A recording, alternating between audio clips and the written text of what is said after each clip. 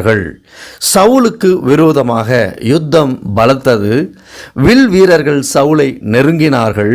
அப்பொழுது சவுல் வில் வீரரால் மிகவும் காயப்பட்டு சவுல் தன் ஆயுததாரியை நோக்கி, அந்த விருத்த சேதனம் இல்லாதவர்கள் வந்து என்னை குத்தி போட்டு என்னை அவமானப்படுத்தாதபடிக்கு நீ உன் பட்டயத்தை உருவி என்னை குத்தி போடு என்றான்.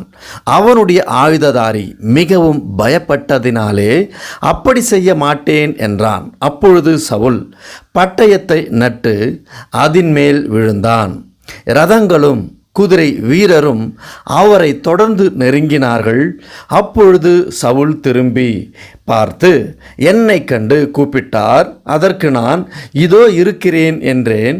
அப்பொழுது சவுல் என்னை பார்த்து நீ யார் என்று கேட்டான். நான் அமலேக்கியன் என்று சொன்னேன். அதற்கு அவர்